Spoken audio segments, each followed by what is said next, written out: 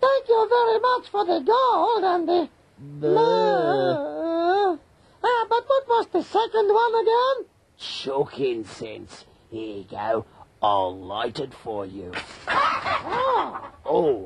That one's a bit too fresh. I'll get another. No, don't bother now. We're all here now, so it's time to sing a sacred song of peace and goodwill to all men.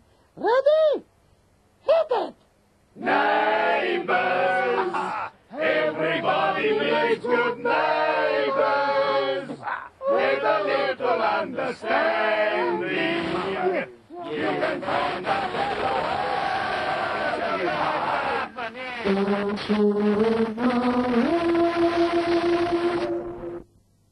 How's it going? Oh, Len, yeah, not bad. That's good. Oh, not good, not bad. So what exactly are you doing there, Len? I'm decorating, Len. Yeah. You remember Beryl? You're decorating Beryl, Len? No, Beryl. Yeah. My wife, Beryl. You remember Beryl? Oh, yeah. She's been at me for ages, Len, to redecorate the lounge room here. And what I'm up to. Looks good, Len. Good, yeah. Oh, well, you wouldn't be interested in coming down to the club then? I mean, being busy and Steady, all. mate. Never too busy for the club, eh, Len? Yeah. Be with you in a sec, mate. Just got to finish nailing up the wallpaper here. Oh, yeah, the last piece.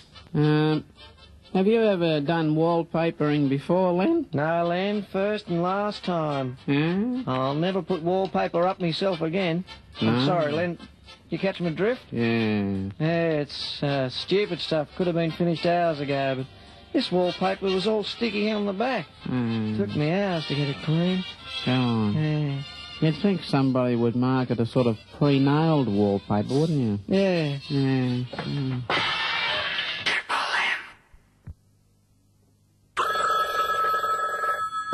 Cheery and sincere radio announcers, good morning to you. This is Doug Mulray speaking. Oh, hello, Doug. It's Gloria. Oh, how are you, Gloria? Look, I'm shagged, I'm fagged, I'm pooped, I'm a sped force. Why? What have you been doing to yourself? Well... No, on second thoughts, I haven't got the stomach for that. No, nothing like that. No, Saturday was the Queen Mother's birthday. Yes. 90 years old, God bless her. No, not that Queen Mother.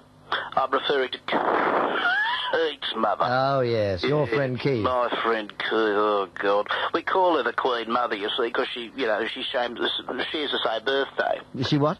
She shares the same birthday. I think you know what I'm trying to say. Why wouldn't she? Yes. So you took her out to celebrate, did you? It was a disaster.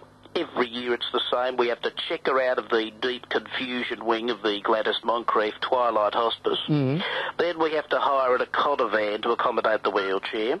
Then we have to drive out to one of those water slide complexes. A water slide? Yeah. What do you want with a water slide? It's the Queen Mother, you see. One big day of the year, and she insists on having a go on the wild and wacky water slide. How old is Keith's mother? 85. She looks every day of it. Isn't a ride down a water slide a wee bit risky at that age? It's highly dangerous, but she insists. Well, at least that's what Keith said she's saying. It's difficult to tell, you see, because she's had upbeat strokes. They keep her pretty sort of tranked up at Gladys Moncrief's, and she just sort of mumbles and makes gestures with her fingers. And Keith has decoded those mumbles and finger gestures to say, please check me out of here and push me down a wild and wacky water slide. Basically, yes. I've heard of subtler forms of euthanasia, Gloria. How does she survive the ride down? Well, it's funny. It doesn't seem to worry her. She's an old iceberger, you see. Even manages to give Keith a little smack across the ear as he checks her for a heartbeat, Then it's back into the Cotter van and back to Gladys Moncrief's. Isn't Gladys Moncrief's Twilight Hospice where your own mother is staying? Yes, that's right. They're roommates. Yes. Why don't you take her along as well? They hate each other. Fight like cat and dog. Why's that? Oh, it's an old feud. Every Christmas, my mother steals Keith's mother's upper dental plate and wears it on her hair like a tiara. Goodbye, Gloria. Takes matron all day to comb the drool out. Oh, no. With Mulray. But I'm going to do it on this occasion because it is so bizarre. We mentioned dreams and dream interpretation on the radio not so long ago. Do you remember? Last week, I think. And as a response, Tim Daly wrote saying, Dear Doug, regarding your request on air this morning for some bizarre dream stories. I had a dream once that I was eating a giant marshmallow, and when I woke up the next morning, my pillow was gone. Seriously, though. Oh. The dream that I really had is the one I'll relate for you now. In real life, the man who lived across the road from me had been a butcher all his life. He'd left each morning at 4:30 to head for the abattoirs. He saved his pennies and eventually had enough to buy the big plot of land behind his house. When he'd paid it off, he sold it to a developer who put villa homes on the land and built a new house for him too. He made a nice profit and so retired. After this, he seemed at a loss to fill his day. I'd see him leaning over the fence, talking to his neighbors, or hosing the garden, or simply sitting on his veranda reading the paper. In my dream, he decided he was too bored and proceeded to start a new business.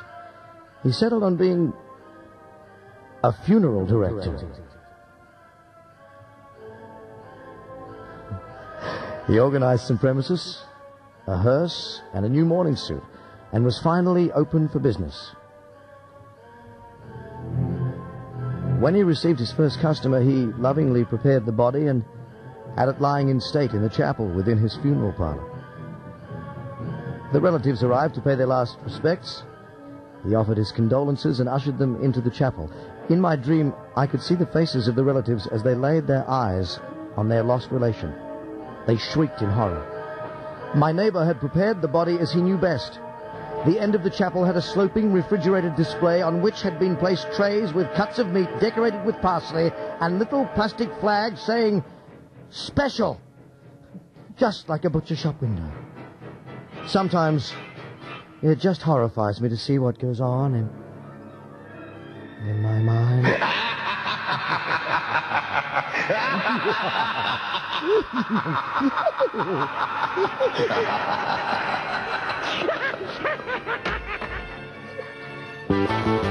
More, just an isolated episode of Skitzopops. Oh, you bastard. Now it's time for Skitzopops. Skitzopops. The breakfast cereal that startles your day. With a small plastic superhero in every episode. Well, dear Schizo fans, I've come to the end of my tether. Captain Cat's Pajamas has been lodging at my apartment for 2 entire episodes. I've had enough, and I'm going to announce him somewhere else. Hi, Digby. Hey, could I borrow your spare elbow wrench? No. Oh. And suddenly, Cat's Pajamas was somewhere else. What? Ha ha! Well, that's got rid of him. At least until the next adventure. Hello? Yes, can I help you? Oh, where am I? Why, you're somewhere else. How do you do? Oh, how do you do? I'm Captain Cat's Pajamas. And I'm somebody or other. Would you like something to eat? Oh, yeah, that'd be great. Hello? Is there somebody who could cook something somehow and bring it here sometime? Oh, dear, it's somebody's day off. It's always somebody's day off. I'll have to get someone else. Someone else? Hello? Something up? Yes, there's someone here who'd like something to eat. Ah, yes, please. Well, we've got something to eat, and you can have that with something else again, and some of the other stuff. Ah, I see. Perhaps you'd like something entirely different. Would you like something to drink? Oh, actually, I think I'd like to lie down somewhere. Oh, yes, I'd like to lie down somewhere. It's always very comfortable there. Can I speak to somebody else? You are. No, somebody else. Oh, you want somebody else? Oh, I want somebody else. Hey, that's somebody else. Ah, it's not mine, it's someone else's. Someone else's? Yes? Help! I want to be somewhere else. This is somewhere else. Huh? That's right. And once you're somewhere else, every time you go somewhere else, you're still here. There must be some kind of way out of here. Shut the junk into the thief. There's too much confusion. You can't get no relief. Except by listening to somebody else's episode of Skitzopops. Something Pops.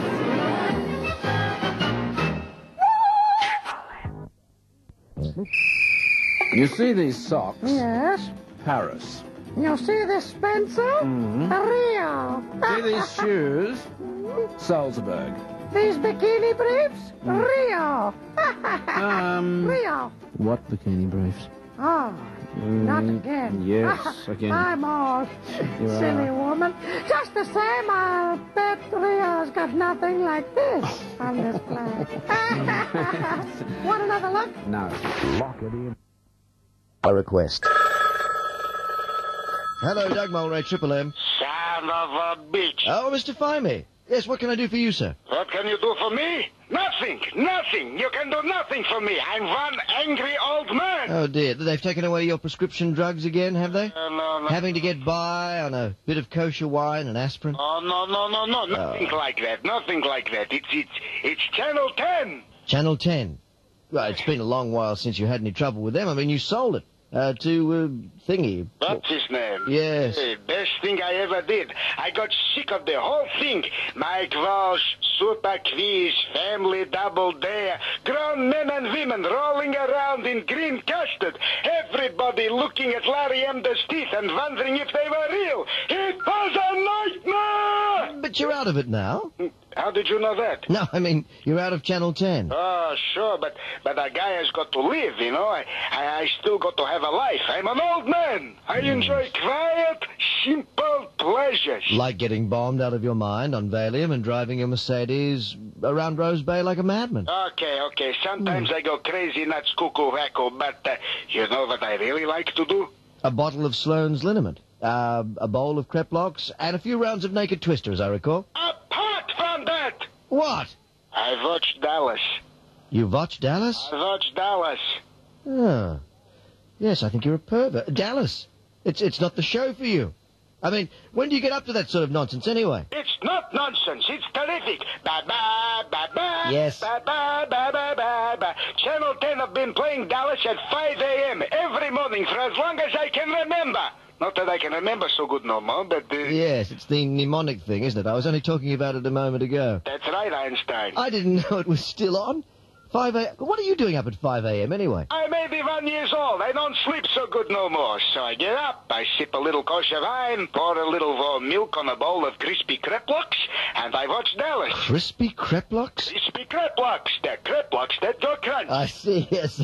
So what's the problem? I mean, if 10 bone Dallas, have they? You betcha, sweet bitty. I turn on the television, and what do I see? The $6 million man, Colonel Steve Austin. Pay! What a sucko. All he does is jump over cliffs and pull the doors off the hinges. In slow motion! Slow motion! Everything he does is in slow motion. I'll save you, ma'am. It'll take me 20 minutes to run 100 yards, but I'll do it. Give me a break! I haven't encountered such a violent reaction to Lee Majors since Farrah Fawcett Majors filed for divorce. Let me tell you, if Channel 10 doesn't put Dallas back on at 5 a.m., I'm going to buy back the station, drive my Mercedes through the front foyer, grab that son of a bitch Cosa by his wife's favorite Kreplocks and make him do it! Are you listening to me, you broad composers? Put Dallas back on at 5 a.m. or I'll take back the 30 million, you son of a bitch!